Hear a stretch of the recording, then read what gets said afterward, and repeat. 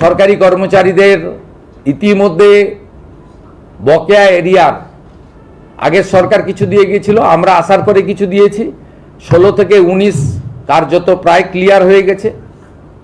এবারে ওদের বাকি 8 থেকে 15 আছে, সেটাও ফান্ড অ্যাভেলেবিলিটির উপরে আমরা দিয়ে দেব, কর্মচারীরা অ্যাসিওর থাকতে পারেন। কারণ আপনাদের আন্দোলনের আমিও একটা পার্ট ছিলাম। আপনাদের কেন্দ্রের সঙ্গে রাজ্যের তফাৎ ছিল 42%, আমরা 20% ডিক্লেয়ার করে দিলাম, অক্টোবরে পেয়ে যাবেন, অক্টোবর থেকেই পেয়ে যাবেন। এবং আপনারা এতদিন ধরে আপনাদের অনেক কথা বলেছেন, প্রাক্তন মুখ্যমন্ত্রী অপমান করেছেন, ভিক্ষা দেওয়ার মতো 2% 3% দিয়েছেন, কখনো বলেছেন ঘেউ ঘেউ করবেন না। আমি আপনাদের বন্ধু হিসেবে কথা দিচ্ছি যে আর কয়েকটা মাস সময় দেন, অর্থ রাষ্ট্রমন্ত্রীকে পাশে নিয়ে, যে আমরা একবার করে দেবো, দ্রুততার সঙ্গে করে দেবো, একটু সামলে নিতে দেন। মাত্র 1.5 মাস বয়স এই সরকারের, এবং বিপুল ঋণের বোঝা আছে, সব দিক সামলে এগোতে হচ্ছে। আপাতত 20% আপনাদের দিলাম, পুজোর মাসেই অ্যাকাউন্টে পেয়ে যাবেন। আমরা পুজোর মাসেই আপনাদের অ্যাডভান্স অ্যাকাউন্টে ঢুকিয়ে দেবো, অক্টোবর মাসে 20% দিয়ে। এবং বাকি যে গ্যাপ থাকলো 22%, সেটাও ধীরে ধীরে ধীরে ধীরে অপেক্ষা করুন আরেকটা বাজেট পর্যন্ত, ডক্টর স্বপন দাশগুপ্তর আরেকটা বাজেট পর্যন্ত আমি আছি সাথে, আপনাদের কোনো অসুবিধা হবে না। 7th পে কমিশনের কমিটি করে দেওয়া হয়েছে, সহযোগিতা করুন। আমি টার্গেট বেঁধে দিয়েছি, ডিসেম্বরের মধ্যে পে কমিশনের রিপোর্ট দিয়ে দিবে, তাহলে জানুয়ারি মাসে আপনাদের কার্যকর করে দেবো আমরা। 7th পে কমিশন কার্যকর হলে আগামী অর্থবর্ষে, অর্থাৎ 28-29 অর্থবর্ষে 8th পে কমিশনেরও কাজ, যা দিল্লিতে কেন্দ্রীয় সরকারের আয়োজন হয়েছে, আমরা সেটাও বিবেচনার সঙ্গে দেখব। হচ্ছে আশা ICDS এর বোনেরা, আপনারা আশা করি খুশি হয়েছেন, 5,000 টাকা বাড়তি বরাদ্দ পাবেন প্রতি মাসে। আপনারা 4,000 টাকা চাইতে গেছিলেন, প্রাক্তন মুখ্যমন্ত্রীকে লাঠি মেরেছিল।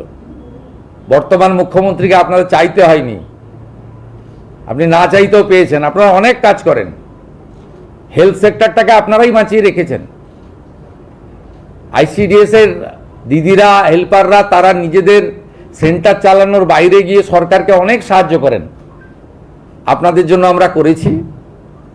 আরও অন্যান্য সেক্টর, প্যারা টিচার বন্ধুদেরও আশ্বস্ত করতে চাই, 5,000 টাকা বৃদ্ধি ঘটেছে। আমরা অন্য রাজ্য থেকে আমাদের শিক্ষা দপ্তর কালেকশন করবে, অর্থ দপ্তরের সঙ্গে আলোচনা করবে, সর্বোপরি আমরা সিদ্ধান্ত নেব।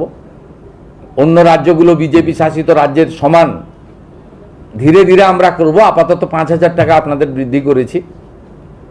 আর অন্যান্য ক্ষেত্রে অনেক ভুয়া নিয়োগ হয়েছে। আমরা 2,000 টাকা কেন করেছি, তার কারণ হচ্ছে আমরা সিভিক ভলেন্টিয়ার, ভিলেজ পুলিশ, আমাদের অন্যান্য যেগুলো আছেন কন্ট্রাকচুয়াল, এদের অনেক জল মিশানো, এদের যোগ্যতা নেই, অনেকেরই এডুকেশন সার্টিফিকেট ভুয়া, অনেকেই পার্টির ক্যাডার হিসেবে কাজ করেন, নিজের কাজ করেন না, অনেকেরই শারীরিক দক্ষতা নেই, অনেকের বয়সের সার্টিফিকেট ভুয়া।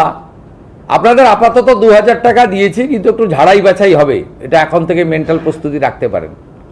ছাঁটাই হবে না, কিন্তু ঝাড়াই বাছাই হবে, এটা একটা মাথায় রাখতে পারেন। তারপরে সঠিক লোককে সঠিক দেব। এতদিন NVF এবং হোমগার্ডরা বঞ্চিত হয়েছে আগের সরকার থেকে, মাত্র 12,000 টাকা করে বেতন দেয় তাদের, আমরা তাদেরকেও 2,000 টাকা করে বৃদ্ধি করেছি। তাদের জন্য আমরা রিটায়ারমেন্টের পরেও পলিসি ভাবছি পরবর্তী সময়ে। তারা সত্যিকারে খুব অবহেলিত, বঞ্চিত অবস্থায় ছিলেন। উল্লেখযোগ্য কয়েকটি বিষয় রয়েছে যা জনগণের ক্ষেত্রে অত্যন্ত প্রভাব ফেলবে। এই সরকার ঠিক করেছে সব ICDS sector, primary, upper primary এবং হাই স্কুলে একদম পাইলট প্রজেক্টের অন্তর্গত electric connection all, purified drinking water, পরিশ্রুত পানীয় জল অল, প্রাইমারি এবং হাই স্কুলের ক্ষেত্রে বিশেষ করে অগ্রাধিকার রাঢ়বঙ্গের জেলাগুলি পাবেন, পরে উত্তরবঙ্গের হিল এলাকায় যেখানে আবহাওয়া একটু অনুকূল থাকে, পরে পরে আমরা যাব। পাখা লাগানো হবে। এখনো সব স্কুলে, সব সেন্টারে খাওয়ারের ইউটেন্সিল, প্লেটটা পর্যন্ত ঠিক যায়নি, সেটাও দেখবো আমরা, বলেছি পুরো পাইলট প্রজেক্টে। রান্না এখনও 20-25% স্কুলে গ্যাস ছাড়া হয়, 100% গ্যাসের হাতে রান্না হয়, তার জন্য আমরা প্রজেক্ট নিয়েছি। সমস্ত হাই স্কুল এবং মহিলা কলেজ, কোয়েট কলেজ, যেখানে আমাদের বোনেরা কন্যারা পড়াশোনা করেন, sanitary vending machine, napkin machine, sanitary vending machine আমরা স্থাপন করার প্রভিশন আজকে বাজেটে অর্থমন্ত্রী ঘোষণা করেছেন। এটি একটি উল্লেখযোগ্য দিক।